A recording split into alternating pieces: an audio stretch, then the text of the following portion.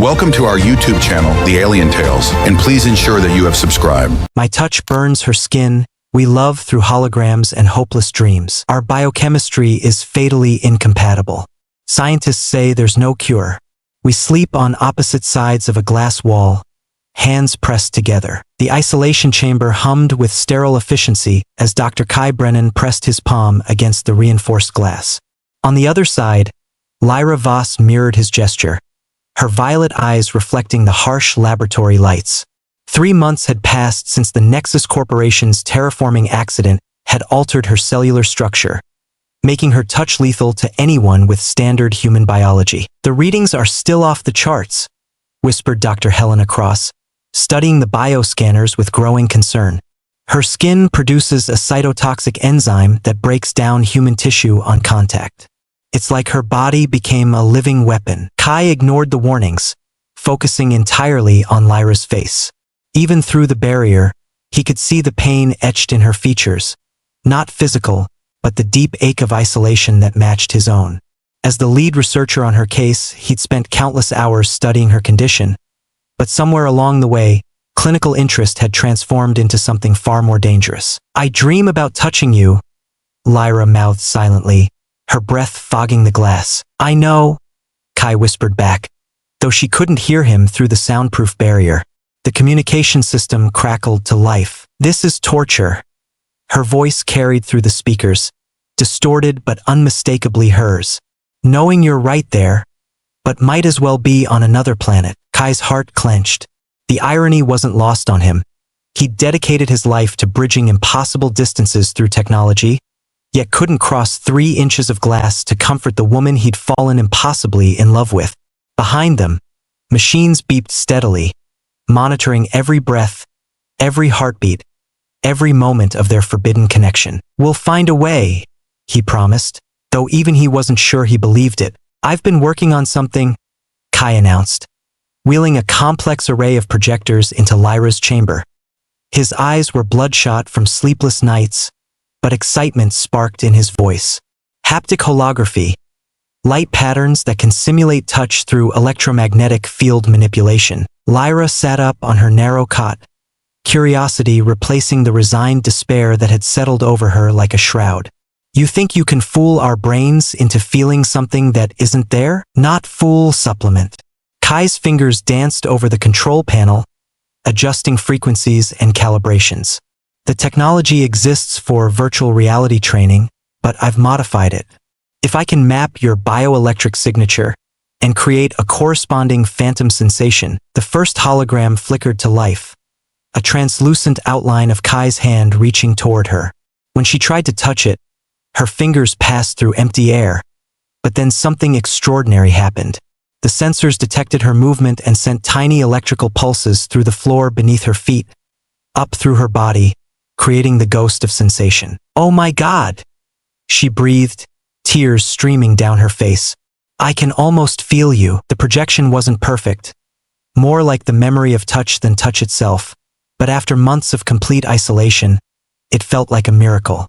Kai activated his own haptic suit, and when the hologram of Lyra's hand appeared before him, he could sense the phantom pressure of her palm against his. "It's not enough," Lyra whispered, but she was smiling through her tears. "But it's something. It's hope." Through cameras and projectors, sensors and signals, they held hands across an impossible divide, their love expressed in wavelengths of light and pulses of electricity. Their courtship unfolded in pixels and photons. Every evening after the lab closed, Kai would activate the holographic system, and they would share dinner across dimensions, him in the observation room with takeout containers, her with the sterile meal trays provided by Nexus Corporation. "Tell me about before," Lyra said, her holographic double sitting cross-legged on his desk while the real her mirrored the pose in her chamber. "What was your life like when you could touch things without calculating electromagnetic field displacement?" Kai laughed, a sound both bitter and fond. "Lonely, actually. I spent so much time with machines and equations that I forgot how to connect with people. Maybe that's why I'm so good at this, building bridges with technology, because I never learned to build them with words." "You're building one now," she pointed out, her holographic hand attempting to brush his cheek. The haptic feedback sent a tingle across his skin, warm and almost real. They shared stories of their childhoods, dreams abandoned and dreams discovered. Lyra had been a xenobotanist before the accident, studying how Earth plants might adapt to alien soil. Now she was the experiment, her body a testament to adaptation gone wrong. Do you ever regret it? Kai asked. Taking the assignment on Kepler 442b? How can I regret something that led me to you? The hologram flickered as emotional stress affected her bio readings. Even if we can never, really never, don't say never, Kai interrupted. I've seen impossible things before. Love has a way of making the impossible merely improbable. Outside her chamber, alarms chimed softly, marking the end of visiting hours. As the holograms faded, they pressed their real palms to the glass, as they did every night. Dr. Brennan, your emotional involvement has compromised your objectivity. Director Marcus Vance's voice cut through the laboratory like a scalpel. The board has decided to transfer Miss Voss to our facility on Europa. The research will continue there, under proper supervision. Kai's blood turned to ice. You can't separate us. She's barely stable as it is. The isolation is necessary for everyone's safety, including yours. Vance gestured to the holographic equipment. This fantasy you've constructed is interfering with real solutions. Our legal department is concerned about liability issues. Liability? Kai's voice rose dangerously. She's not a test subject. She's a human being who deserves. She's a weapon, Dr. Brennan. Her touch could kill hundreds if she ever escaped containment. The kindest thing we can do is keep her comfortable while we search for a cure. Through the glass, Lyra watched the argument unfold, reading Kai's body language even though she couldn't hear the words. Her hands pressed against the barrier, and he could see her mouthing, "What's wrong?" over and over. I won't let you ship her off like cargo, Kai said finally. I'll go public with the research. The media would love this story. Corporation creates monster, then abandons her when she becomes inconvenient. Vance's smile was cold as winter vacuum. Your employment contract includes several non-disclosure agreements. Doctor, one word to the media and you'll spend the next decade in litigation. And Miss Voss? She'll still be on Europa, only now she'll be completely alone. The threat hung between them like a blade. Kai looked at Lyra, seeing his own desperation reflected in her eyes. Time was running out and he had no idea how to stop it. The laboratory became Kai's world as he threw himself into finding a solution with manic intensity. Sleep became a luxury he couldn't afford. Food, an afterthought. The holographic dates continued, but now they were punctuated by frantic explanations of protein synthesis and cellular regeneration theories. The enzyme your body produces, he explained, surrounded by floating displays of molecular structures. It's not random. There's a pattern, almost like it's trying to communicate. Lyra watched from her chamber as he manipulated 3D models of her altered DNA. Communicate with what? That's what I can't figure out. Your cells are producing compounds that don't exist in Earth biochemistry. It's as if the terraforming chemicals on Kepler 442b contain something we didn't detect, maybe even something intelligent. The breakthrough came at 3 a.m. on a Tuesday. Kai had been analyzing the quantum resonance patterns of Lyra's cellular structure when he noticed something extraordinary. The seemingly chaotic enzyme production actually followed mathematical sequences found in interstellar communication protocols. Lyra, wake up, he called through the intercom, excitement making his voice crack. I think I know what happened to you. The terraforming accident didn't just change your body, it integrated you with something alien. Something that's been trying to talk to us through your biochemistry. She sat up slowly, hope and fear warring in her expression. Are you saying I'm some kind of alien hybrid? I'm saying you might be humanity's first successful case of xenobiological symbiosis. And if I'm right, there might be a way to establish communication, maybe even negotiation. Outside, footsteps echoed in the corridor. Dawn was breaking, and with it came Director Vance's deadline. Lyra's transport to Europa was scheduled for noon. They had 6 hours to attempt the impossible, or lose each other forever. With security guards patrolling outside and precious minutes ticking away, Kai initiated the most dangerous experiment of his career. The holographic projectors hummed at maximum capacity, creating a complex lattice of light patterns around Lyra's chamber, not to simulate touch this time, but to establish a frequency that might resonate with whatever alien presence shared her body. The mathematical sequences I detected, Kai explained rapidly, they match pulsar emissions from the Kepler system. If something intelligent caused your transformation, it might respond to the same patterns broadcast through quantum-entangled photons. The first attempt produced nothing but static. The second generated concerning fluctuations in Lyra's vital signs. By the third try, her enzyme production had spiked to dangerous levels, and the chamber's containment systems were struggling to maintain safe exposure limits. Kai, stop!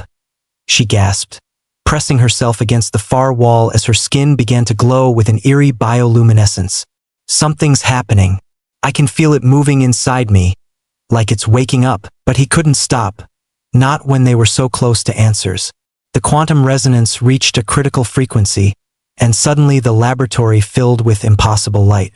The holographic projectors overloaded, casting strange shadows that seemed to move independently of their sources. Then, for one perfect moment, something alien looked out through Lyra's eyes. "We are sorry."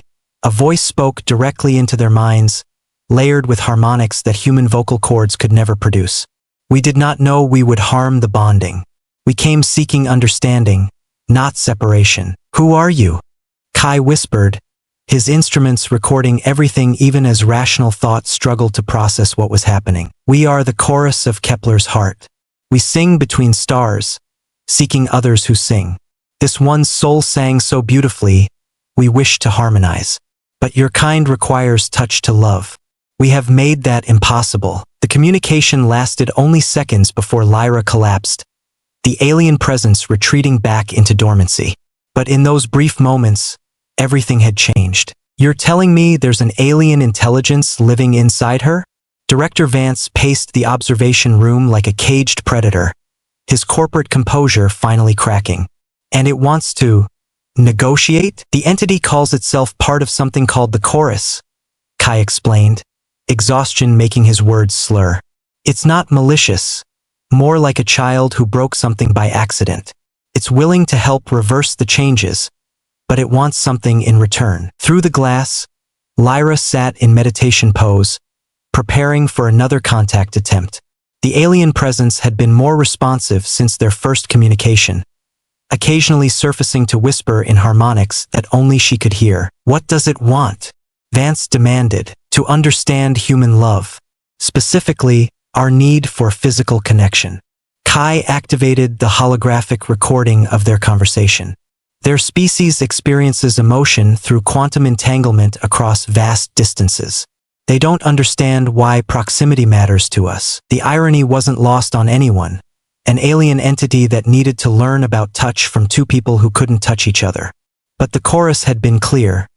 It would only reverse Lyra's transformation if it could first comprehend what it had taken from them. "This is insane," Vance muttered, but Kai could see the calculation in his eyes. A peaceful first contact with an alien intelligence would be worth billions to Nexus Corporation, assuming they could control the narrative. "Give us time," Kai pleaded. "Let me teach it what it wants to know. If it understands, it might be able to safely separate from Lyra's biology." "You have until the end of the week," Vance decided. "After that, she goes to Europa whether your alien friend cooperates or not." As the director left, Kai pressed his palm to the glass. On the other side, Lyra mirrored the gesture, her eyes now occasionally flickering with alien light. "Can you hear me in there?" he whispered to the presence within her. "We hear. We learn. Show us this thing you call love." The next 3 days became an intensive course in human emotion, with Kai as professor and an alien consciousness as his most unusual student. Through holographic projections and careful biochemical monitoring, he demonstrated every aspect of love he could quantify: the neurochemical responses, the evolutionary advantages, the psychological patterns. But the chorus remained confused. "You show us chemicals and electrical impulses," it communicated during one of Lyra's trance states. "These we understand. But why does physical proximity intensify these reactions? Why does the absence of touch cause such distress?" "Because love isn't just in our minds," Kai explained, his holographic hand attempting to stroke Lyra's projected cheek. It's in our bodies too. Touch releases oxytocin, reduces cortisol, creates neural pathways that bond us together. We're not just thinking beings. We're physical creatures who need connection. The entity fell silent for long minutes, processing. When it spoke again, there was something like wonder in its alien voice. You are saying that love exists in the spaces between you? In the electrical fields where your bodies interact. We thought it lived only in consciousness. Both, Lyra whispered, her own voice blending with the alien harmonics. That's what makes it so powerful. Mind and body, thought and feeling all connected. For the first time, the chorus seemed to truly grasp what it had disrupted. Lyra's body began to change, the deadly enzymes fluctuating as the alien presence experimented with different configurations of her cellular structure. We begin to understand. But the knowledge comes at a cost. To fully comprehend your love, we must experience it ourselves. And to experience it, the unspoken implication hung in the air like a held breath.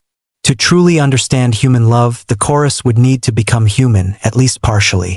The question was whether such a transformation was possible, and what it might mean for all three of them. It's offering to split itself, Lyra explained, her voice trembling with exhaustion and hope. 3 days of constant alien contact had left her weak, but somehow more vibrant, as if the entity's presence was slowly transforming her from within. Part of it would remain with me, but just enough to understand. The rest would return to the stars. Kai studied the bioscanners with growing amazement. Lyra's enzyme production had decreased by 60% since the negotiations began, and her cellular structure was gradually reverting toward baseline human parameters. The chorus was keeping its bargain, but at what cost to itself? The division will be painful, the alien presence admitted during their final communication session. We have been one consciousness for millennia, but we have learned something precious from watching you love across impossible distances. Some knowledge is worth the price of sacrifice. You don't have to do this for us, Kai said, though every part of him desperately wanted the entity to continue. We've found ways to be together. The holograms, the quantum touch, but you deserve more than echoes of connection. You deserve the fullness of love, skin against skin, breath shared between you. The complete union of two beings who choose each other despite every obstacle. Through the glass, Lyra pressed both palms against the barrier, tears streaming down her face. Will it hurt you? The separation? All birth involves pain, but we will carry part of your love with us to the stars, and that will make the universe a less lonely place. The choice was made. As dawn broke over the laboratory complex, the chorus began its careful work of cellular reconstruction, guided by newfound understanding of what love meant to creatures of flesh and blood. Outside, Director Vance's security teams waited for their orders, unaware that they were witnessing the most significant moment in human history. The first time love had been used as a teaching tool between species. The glass barrier retracted with a soft hiss, disappearing into the floor for the first time in 4 months. Kai stepped forward hesitantly, his hand extended toward Lyra, who stood equally still on the other side of the threshold that had defined their entire relationship. The readings are stable, Dr. Cross announced, her voice filled with wonder. Enzyme production at normal human levels. No cytotoxic compounds detected, but neither Kai nor Lyra was listening to the medical reports. They were completely focused on each other, on the impossible moment when theory would become reality. Their fingertips met first, the lightest possible contact, barely a whisper of skin against skin. Nothing burned. Nothing died. The touch was warm and real and perfect. I can feel you, Lyra sobbed, her fingers intertwining with his as 4 months of holographic phantom sensations gave way to authentic connection. You're really here. They fell into each other's arms with desperate hunger, hands exploring faces they had only touched through light and electricity. Kai buried his face in her hair, breathing in her scent, something no hologram could ever replicate. Lyra traced the lines around his eyes, memorizing every detail of the man who had loved her through glass and hope. Above them, the holographic projectors powered down with gentle chimes, their job finally complete. In the corner of the laboratory, barely visible to human eyes, a shimmer of alien light lingered for just a moment. the chorus keeping its promise, carrying the echo of human love back to the stars. "Thank you," whispered a voice that only they could hear. "We understand now. Love is not just what you feel, it is what you choose to do, even when touching seems impossible." As the entity faded into quantum possibility, Kai and Lyra held each other in the sterile laboratory that had become their universe, finally able to love without barriers. Their biochemistry no longer incompatible but perfectly, beautifully matched. Their hands pressed together with nothing between them but warmth and wonder and the promise of all the touches yet to come.